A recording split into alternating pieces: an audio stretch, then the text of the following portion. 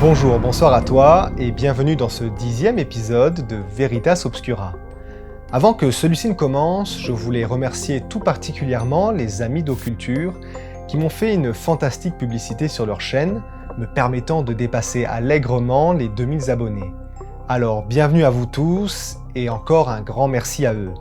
D'ailleurs, si vous ne connaissez pas leur contenu, je vous mettrai le lien de leur chaîne dans la description de la vidéo.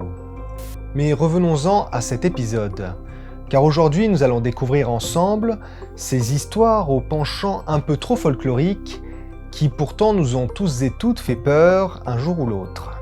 Comme d'habitude, on se retrouve en fin de vidéo pour découvrir la véritable histoire, mais ne perdons pas un instant de plus et partons ensemble à la découverte de ces légendes urbaines.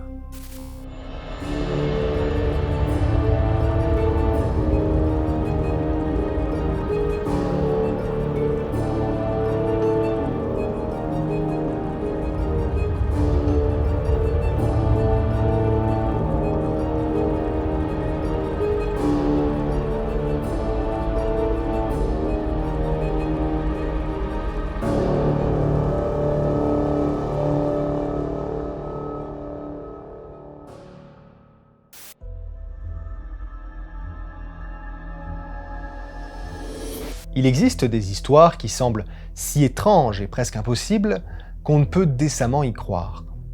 Le récit que je vais vous raconter à présent se déroule à Minsk, aux alentours des années 1950 en Biélorussie, alors annexée à l'URSS.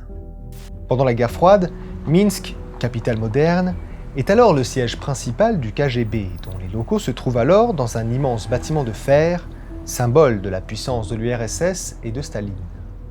Dans ces locaux, les nombreux départements travaillent sur des projets top secrets, création de nouvelles armes, contrôle des frontières aériennes, maritimes, ainsi que l'espionnage. Un département équipé de radios dernier cri scrute chaque jour, 24 heures sur 24, des larges bandes hertziennes à la recherche de la moindre information qui pourrait filtrer d'une base secrète américaine, basée dans un pays proche du pays communiste. Tout un protocole est mis en place, et des opérateurs surentraînés écoutent les ondes minutieusement. Le premier contact étrange est effectué le 12 février 1954 à 2h32 du matin. Un opérateur, dont le nom est évidemment masqué, cherche des bruits d'interférence dans des niveaux d'ondes inférieurs à 9 kHz. Ces ondes-là ne sont pas réglementées par le Code de l'Union internationale des télécommunications, mais quoi de plus logique si on veut transmettre des informations secrètes que d'utiliser des ondes non réglementées. Aux alentours de 8.322 kHz, l'agent entend des grésillements anormaux. Il se met à régler plus finement le détecteur, mais sans grand succès. Il n'entend qu'un brouillon fond blanc, auquel s'ajoutent parfois quelques sonorités étranges. Il écrit alors son rapport, qu'il fait transmettre aux autorités compétentes, qui prennent le cas au sérieux. Un agent est dépêché sur place le lendemain aux alentours de 14 heures, mais malgré son acharnement, le constat est identique. Il n'arrive pas à améliorer la bouillie sonore pour en tirer quelque chose de clair. Cependant, il est sûr d'une chose. Cette longueur d'onde, normalement inutilisée, semble bien produire une interférence provenant d'un émetteur quelque part sur la planète.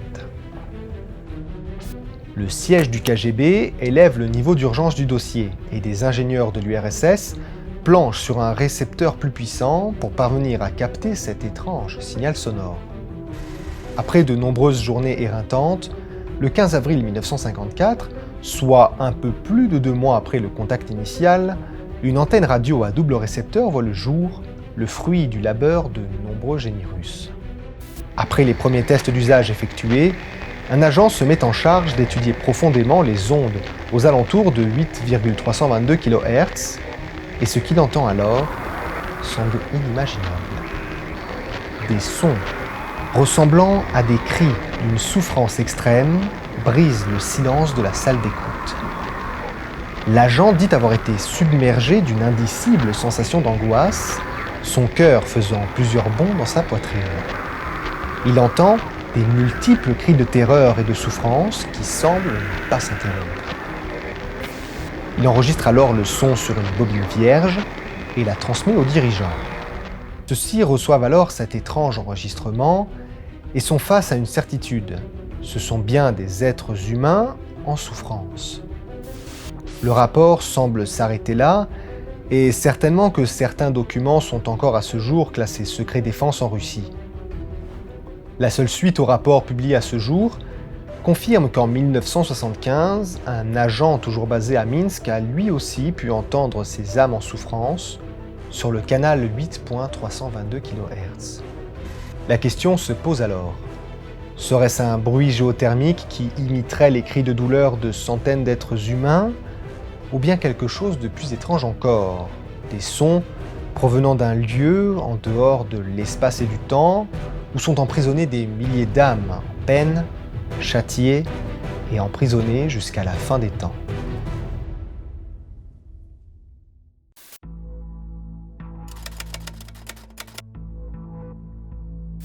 On a tous déjà entendu, ou même avons eu peur étant petit, des monstres sous le lit. Puis en grandissant, la peur s'est dissipée tout naturellement. La fantaisie liée aux monstres imaginaires qui se cacheraient sous le lit a laissé place à autre chose de plus probable. Et si, en lieu et place d'une créature rampante, aux yeux luisants dans le noir, il y avait un homme? Un être humain, tout ce qu'il y a de plus banal et qui, dans un acte de folie, se cacherait sous le lit de quelqu'un pour lui faire peur ou même lui faire du mal.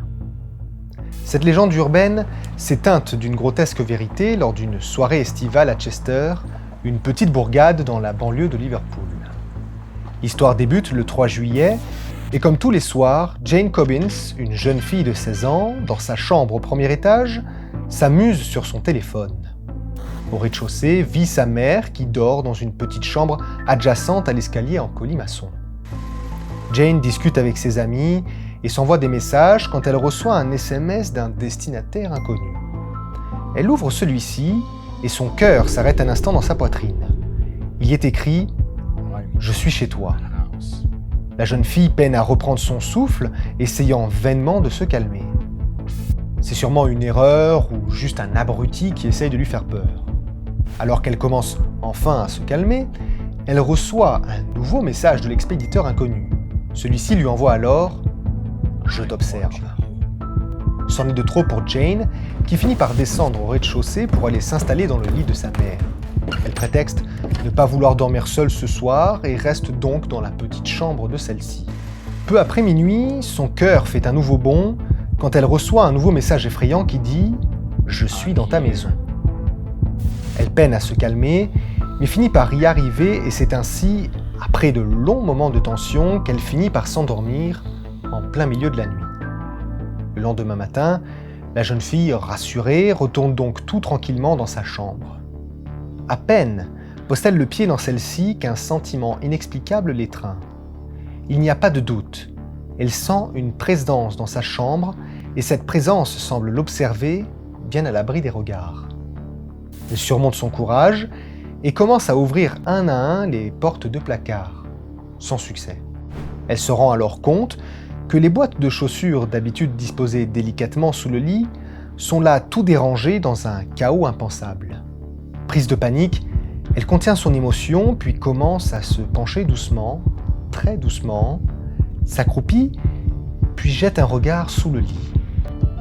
Elle y voit alors un jeune homme qui la fixe, les yeux écarquillés de terreur. Elle pousse un cri d'épouvante tandis que l'homme sort du lit en vitesse et s'évade par la fenêtre. Il sera retrouvé quelque temps plus tard par la police, alors que celui-ci rentrait chez lui. Depuis ce jour, la jeune fille n'hésite pas, chaque soir, à jeter un rapide coup d'œil sous le lit, en espérant ne pas y croiser le regard d'un inconnu.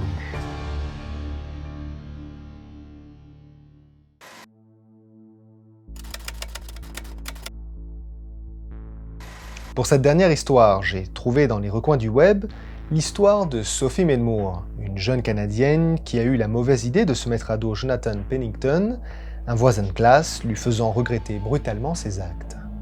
Les premières railleries de Sophie sur Jonathan remontent à octobre 2009, peu de temps après la rentrée scolaire. Les deux jeunes étudiants de 17 ans retournent à la High School of Thompson, à Sudbury, en Ontario. Ils se retrouvent tous deux dans la même classe, mais un monde les sépare. En effet, Sophie est la jeune fille populaire suivie par les autres élèves, tandis que Jonathan est un garçon timide, réservé, à l'apparence geek et démodé. Le jeune homme est un féru de technologie qui passe son temps sur son ordinateur sur des forums de hackers canadiens. Sophie, qui n'est pas du tout de ce monde-là, passe son temps libre à se balader avec son cercle d'amis, discutant de qui sera la prochaine cible de la notoriété de la jeune fille. Comme vous pouvez l'imaginer, c'est bien de Jonathan qu'il s'agit, et alors que les premières semaines de la rentrée passent, la jeune fille commence à lancer de fausses rumeurs sur le pauvre garçon, qui essuie une vague d'insultes et de railleries de la part des nombreux étudiants de cette école canadienne. Il finit par ne plus supporter cette pression constante, et décide de ne pas se laisser faire. Malheureusement, il emploie une méthode un peu trop radicale. Alors membre d'un forum appartenant à un groupe de hackers, il demande l'aide de ses amis pour faire payer Sophie. Grâce à de simples contournements de protocoles sécuritaires, ils obtiennent l'adresse du domicile et les mots de passe de plusieurs réseaux sociaux appartenant à la jeune fille. Une fois ceci en sa possession, il demande à ses amis qui vivent dans le coin de Sudbury de faire vivre un enfer à Sophie. Un beau soir de novembre, au 23 Timborough Street, devant le domicile des Midmoor, l'horreur commence. À l'étage, se dévoile la lueur de la chambre de la fille, encore éveillée. Elle reçoit aux alentours de 22h30 un SMS anonyme, lui indiquant de se rendre devant la fenêtre. Hésitante mais intriguée, elle s'y dirige et constate avec horreur qu'il y a un homme dans la rue, masqué, tenant un grand couteau à la main. Celui-ci ne bouge absolument pas, il fixe la fille. L'échange durera quelques minutes, après quoi elle fermera ses volets, horrifiée, et ira se coucher péniblement. Des idées noires lui passent par la tête, l'empêchant de dormir toute la nuit. Le lendemain, en route pour le collège, elle voit placardées partout sur la route des affiches d'elle, avec des photos en petite tenue, photos qui ne sont jamais sorties de son téléphone. C'est l'hécatombe pour la jeune fille qui sèche les cours et rentre à la maison se cloîtrer dans sa chambre. Allumant son ordinateur, elle découvre, impuissante, que son compte a été piraté et que des insultes et photos d'elle en petite tenue inondent leur réseau social. Elle ne sait plus quoi faire alors que les semaines passent, elle qui n'a toujours pas alerté ses parents de la situation. Elle reçoit tous les soirs des messages de menaces, ainsi que la visite de l'homme masqué. Alors que Jonathan voit la situation de Sophie devenir misérable, et pris de remords, il demande à ses collègues du forum d'arrêter les frais et de la laisser tranquille. Malheureusement, ceci ne s'arrête pas, et devant l'impasse dans laquelle Sophie croit se trouver, elle finit par se suicider le 28 décembre 2009, après une ultime volée de menaces reçues de la part des membres du forum. Jonathan admettra à la police, dans un discours plein de remords, qu'il était à l'origine de toutes ces violences reçues à l'encontre de Sophie. Cette affaire surmédiatisée devint alors l'origine de la création gouvernementale d'un groupe contre les violences sur Internet.